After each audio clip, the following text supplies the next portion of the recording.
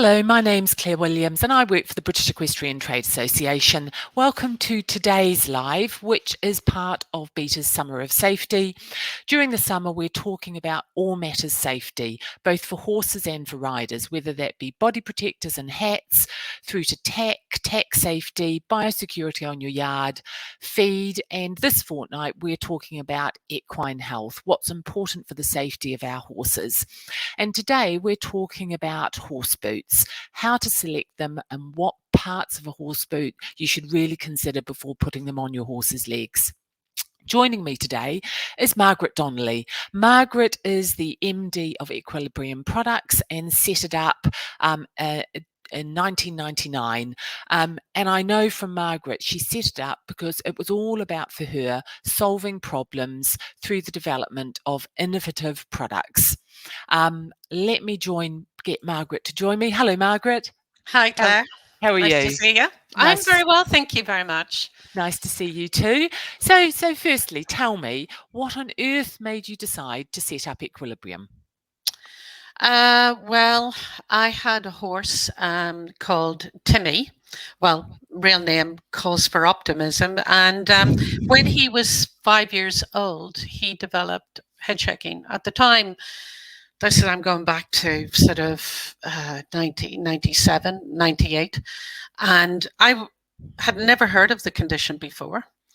And I'm sure lots of people listening in are going to identify with people telling you that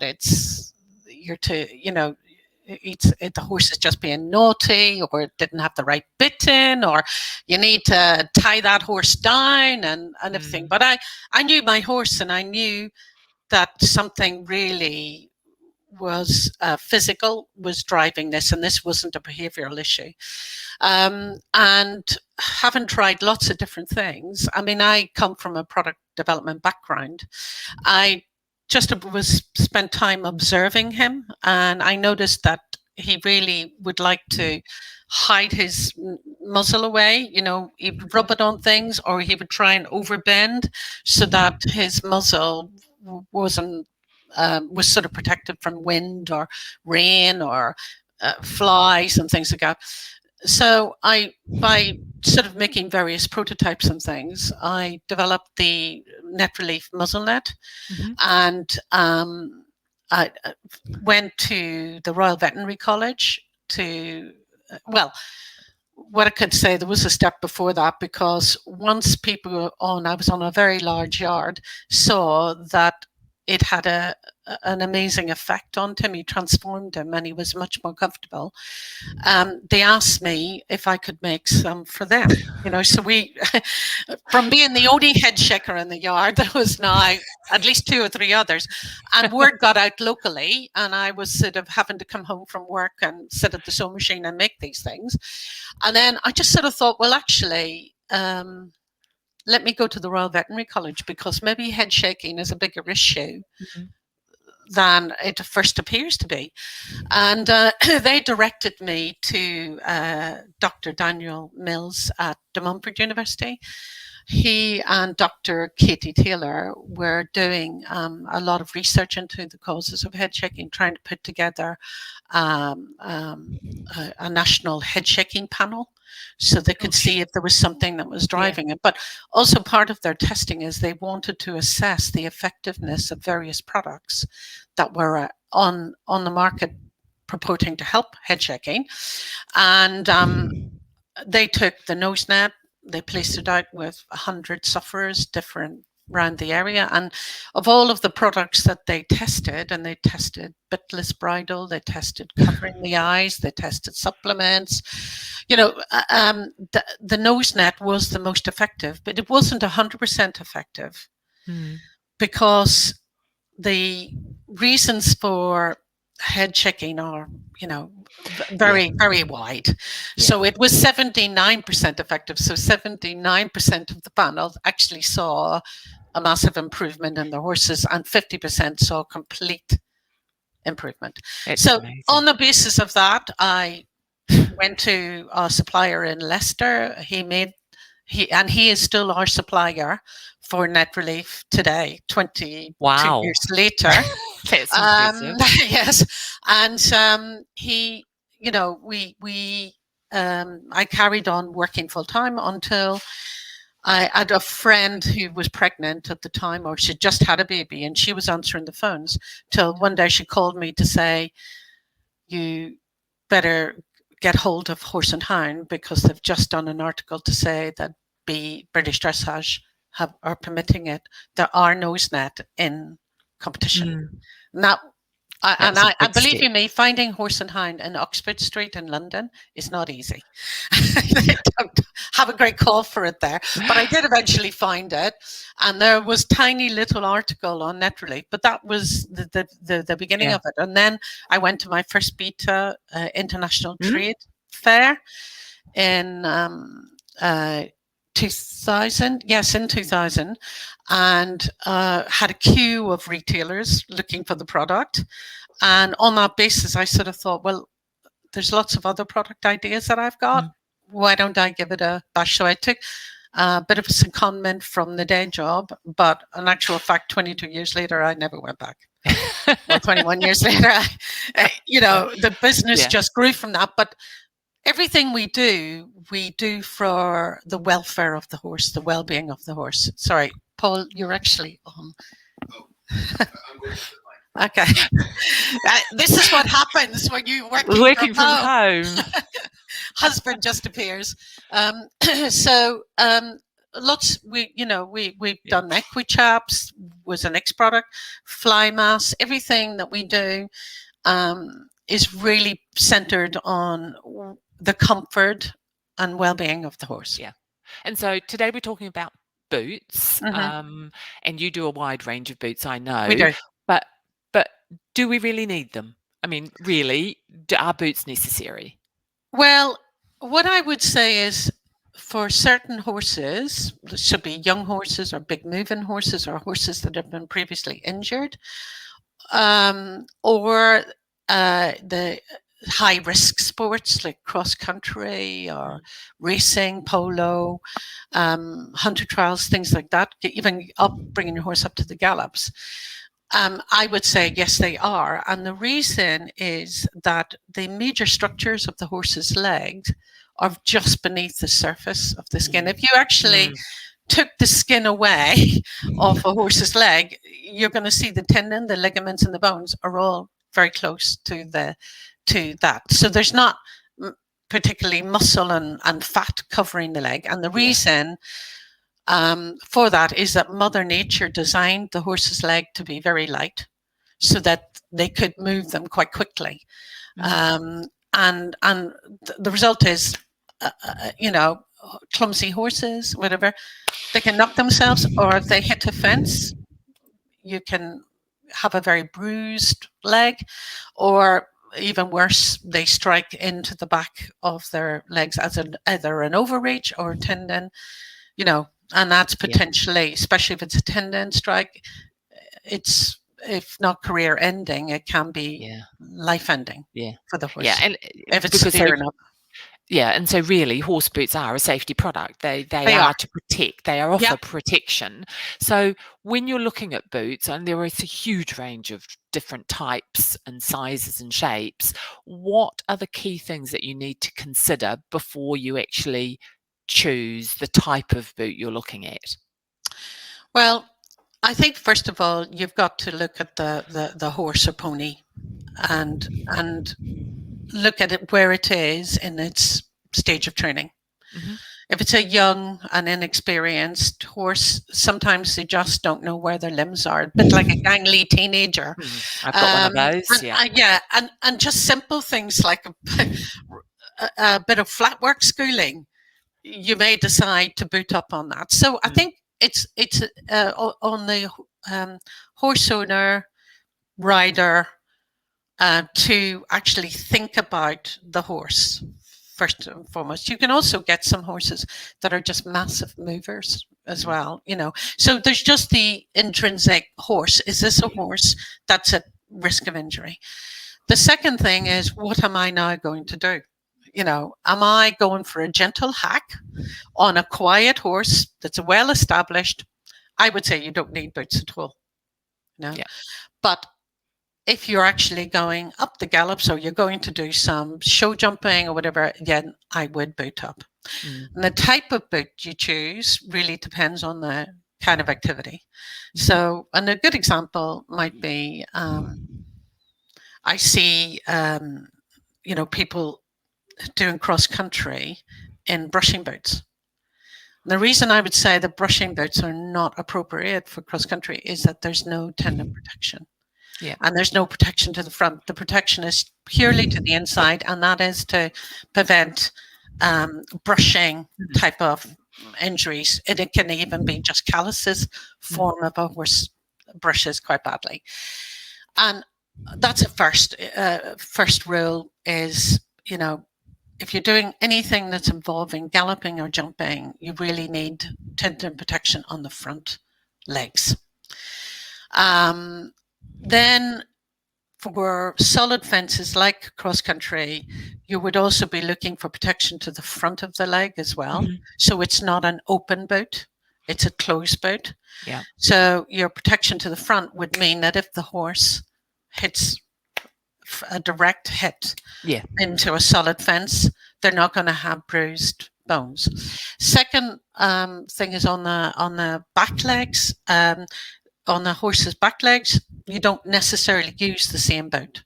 Sometimes you can, but you need to, on a lot of occasions, like in cross country, you would look to use a hind specific boot. Yeah. And that's because it's also got protection to the front.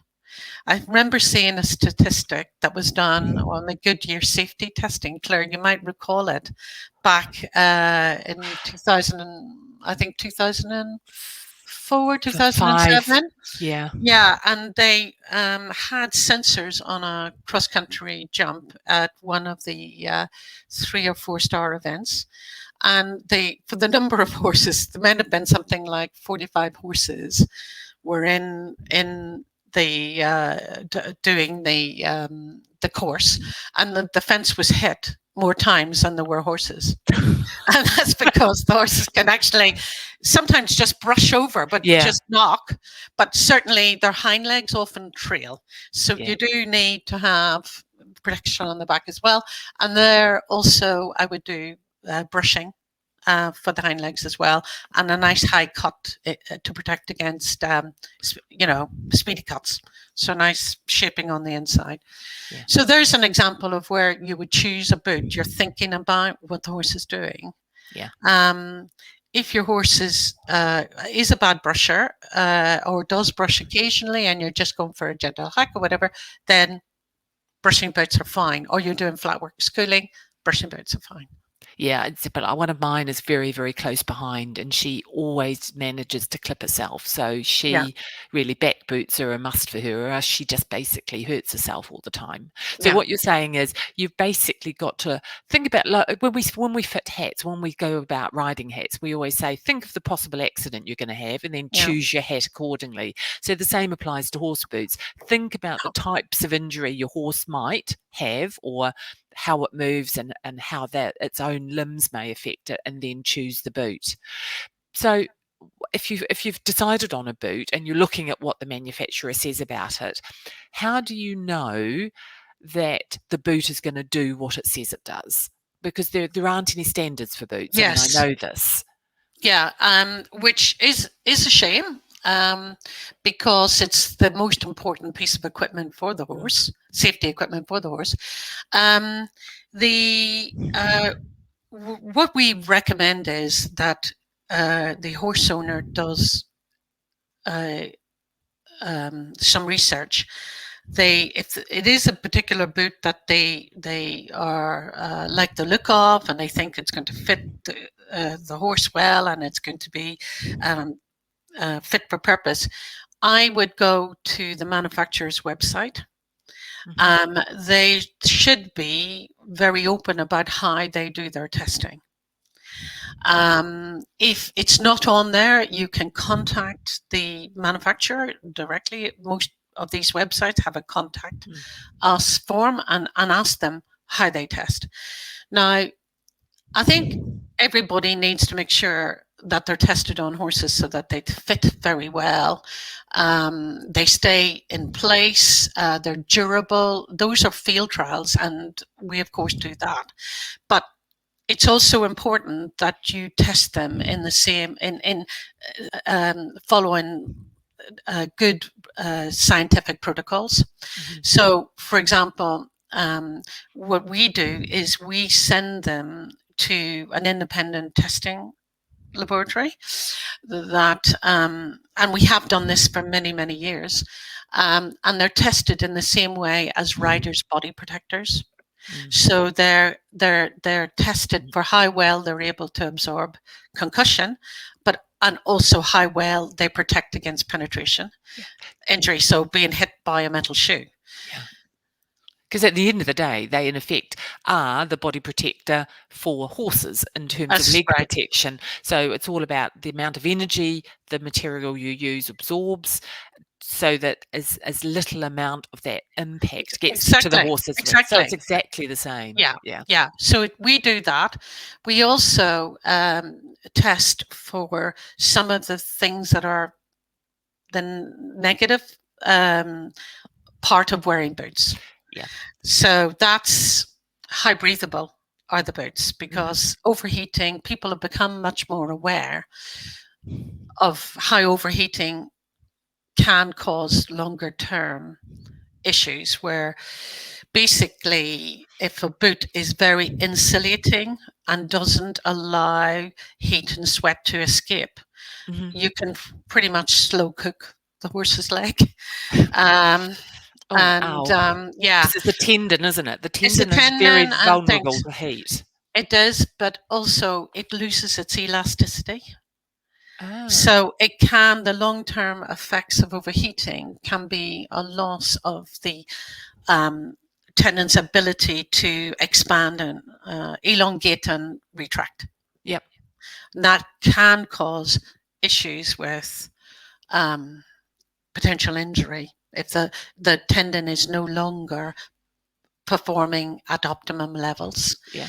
I mean, the other issue with overheating is just also skin issues, because the epidermis will be just come totally and utterly saturated, and you know that is going to cause skin problems. So we do test for breathability, and we test that in a laboratory, because what we have to do is take out a lot of variables that could affect the heat. So how hot the day is, how hard the horse is working. Is it even between horses' legs, the right and the left can generate different types of heat. So we take all of those out, and we send them. To Dr. David Marlin does our breathability testing, and we're very open on our website how we test for that. Just a thought as well, and this may seem a silly question, but does the amount of, if you've got a heavier horse with a lot of hair on the leg, does that affect that as well? Is that one of the considerations you've got to take into account? No, because the hair is a good conductor of heat. I mean, the hair, that's natural for that horse. But it's just that as the tendon is elongating and retracting, it actually builds up heat itself. Right. So we did a little test with people just pulling a rubber band and pulling it back and pulling it and rubbing it, putting it back, and then touching it, and it was hot. It gets warmer. Yeah. So it isn't just, it's a cold day, my horse's legs aren't going to get hot. They will, because the heat is being generated within the leg itself. And does the breathability also affect the ability, say if you're going through water, presumably does it also affect how well the water drains away after the legs have got wet? No, not really. That's really to do more with the materials that the boot is made from. So you can have boots. I mean, basically, once you've satisfied yourself that the protection levels and the way the boot has been tested and where the protection is meet your criteria, and you've also looked at how breathable it is and how they test the breathability. The next thing to really sort of look at is weight, because some boots are a lot heavier than other boots, and a boot that could be light when dry, as soon as it becomes wet, gets 3 times heavier because it absorbs the water. And having, as I mentioned earlier, Mother Nature designed the leg to be as light as possible. Putting unnecessary weight onto the horse's legs, particularly in an endurance type of event like racing or cross country, or even like a long dressage lesson of an hour, is very, very tiring. The horse will tire much quicker than if they were wearing a light boot.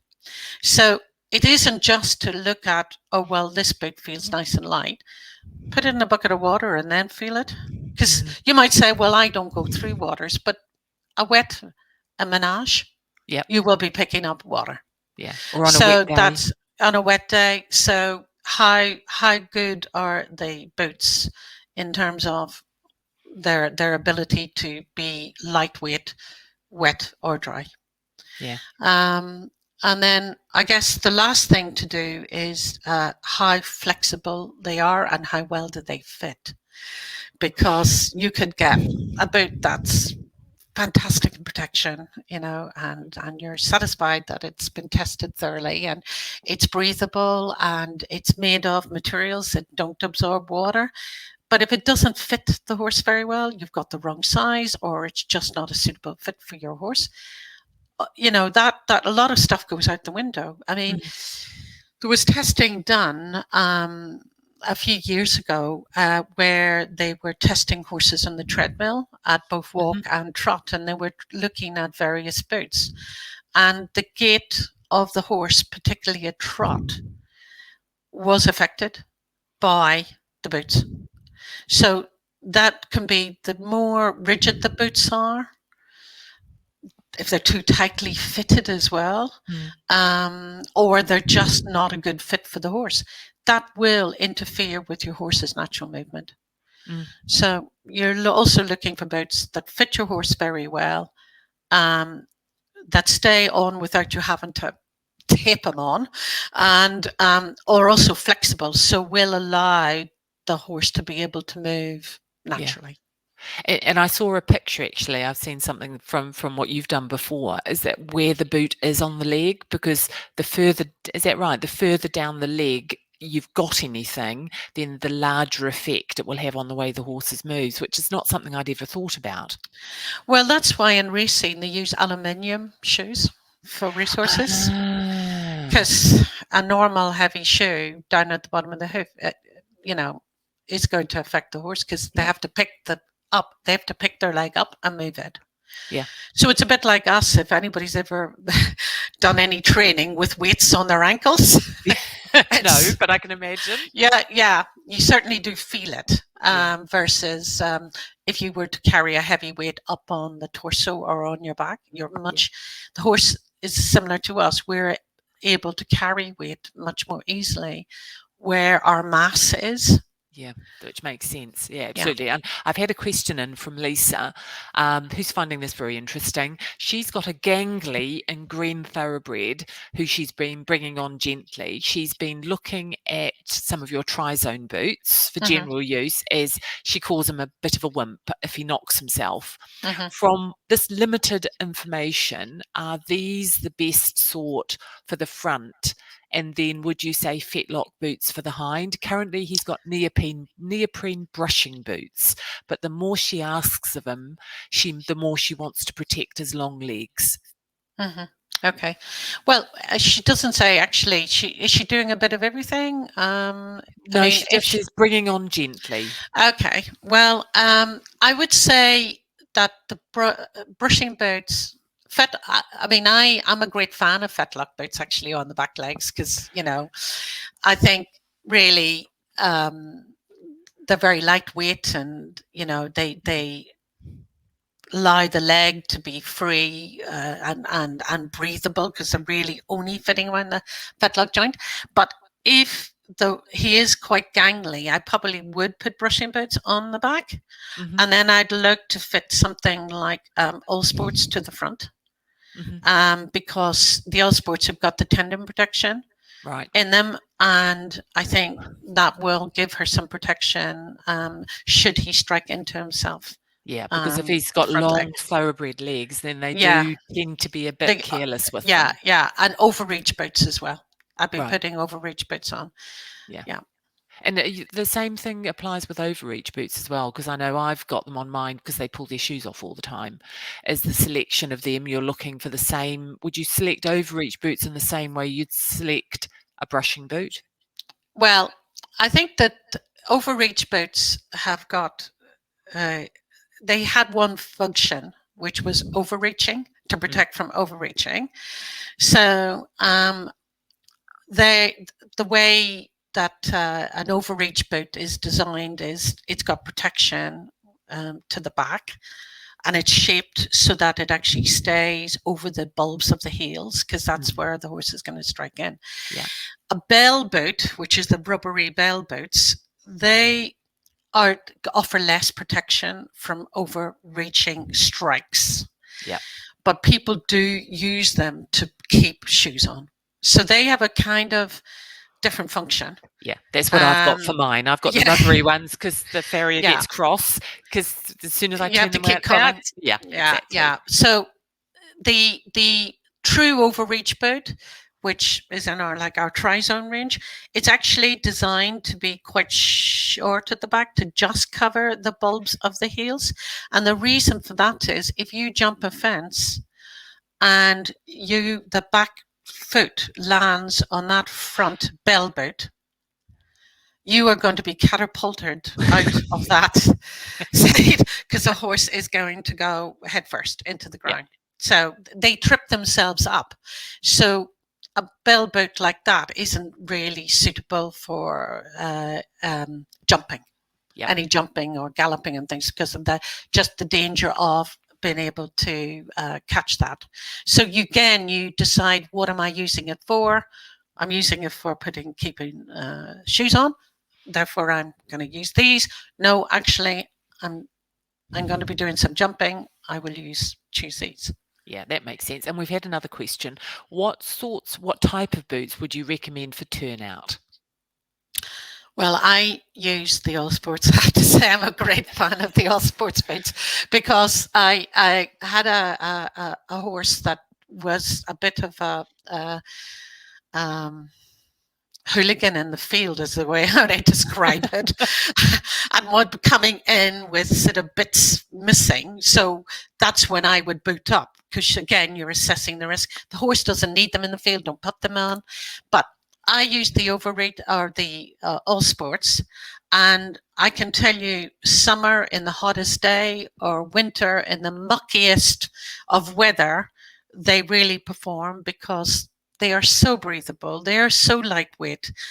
The leg never overheated. And in the winter, when they're becoming in all muddy, you could just hose them off, because they don't absorb water.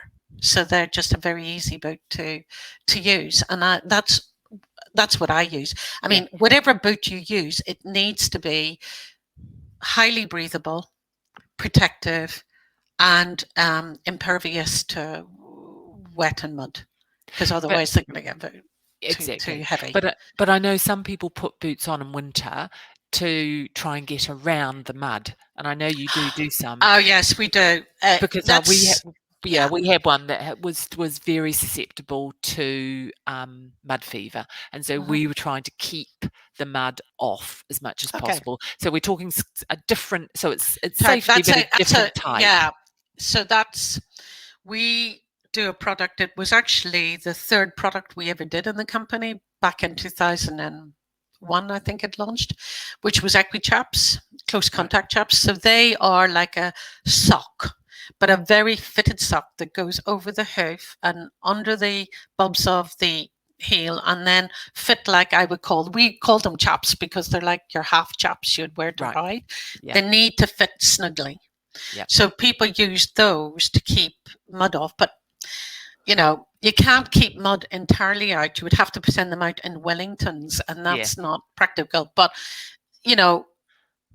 doing your best to fence off gateways and things like that where they might congregate and it gets very muddy are good things to combine with wearing protective chaps like that. Yeah, exactly. And then we're just talking about fit again, because you're right, just like a hat won't do its job if it doesn't fit your head Yeah. properly. What are the things to check on in terms of the fit of the boot? I mean, I know I'm always terrified I'm going to do them up too tight. That's because I don't want them to move. So Yeah. apart from the fit, how do you check that fit? How tight is too I mean, tight? I think, well, tight is if there's any elastic on it and you have taken all stretch out of that elastic and basically It's too tight. strapped them on, that's too tight. I mean, I would basically say you should be able to get a finger in. I Right. mean, our stretch and flex, we always say you should be able to get a finger in and stretch it some more. Yeah. Same with all sports and things. You should be able to see that it isn't cutting into the horse's legs. Yeah. The more importantly is the length. Sometimes people buy them too big and they're too long. So they're actually cutting into the back of the knee, Yeah. the front Yeah. knee. So you need to make sure that once you pick up the horse's foot and you flex that knee, that you can get a finger Yep. in between the top of the boot at the back and the knee. Yep. And that they're not hanging down too much below the fetlock joint, because then they can rub on the pasterns. So you're really just looking for not only a good fit widthwise, but a good fit lengthwise. Yeah, no, that makes sense. So really, it's all about balancing what the benefit is of the boot versus the risk, and then weighing those Yeah. two up. Yeah.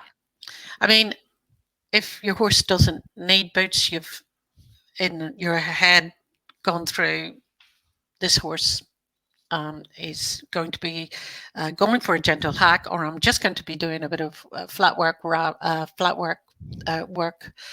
with an established horse, then I would say you don't need to put boots on at all. Yeah. They're there. They're there to provide protection when it is needed. Yeah, I think that's important, because otherwise it just becomes a habit that you put on, and to a certain degree, horses have to learn to look after themselves as well.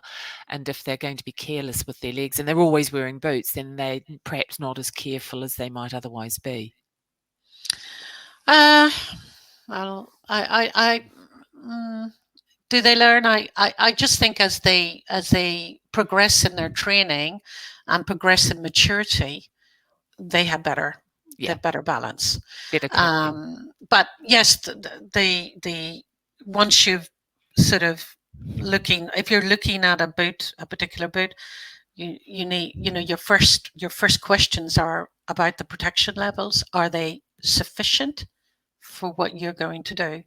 And then you look at the other three, which is the breathability, the weight, wet, dry, the flexibility and fit. Brilliant. So you're looking at those. Yeah, and I balancing think it all up. They're the key things. That's been really useful. I think there's been a lot of points that people maybe wouldn't have necessarily thought about when they're going in to choose those boots. And I think it's also important that, as we said before, they go to the manufacturer and they see exactly what tests the manufacturers are doing, so that if they say they're offering a certain amount of protection, you as an owner and a rider know that that's what you're going to get for your horse. Yeah. Great. Thank you so much, Margaret. I think that's given some people some really good pointers on what they need to look at and how they need to select boots. Thank you very much. All right. Thanks very much, Claire. Bye, everybody. Bye.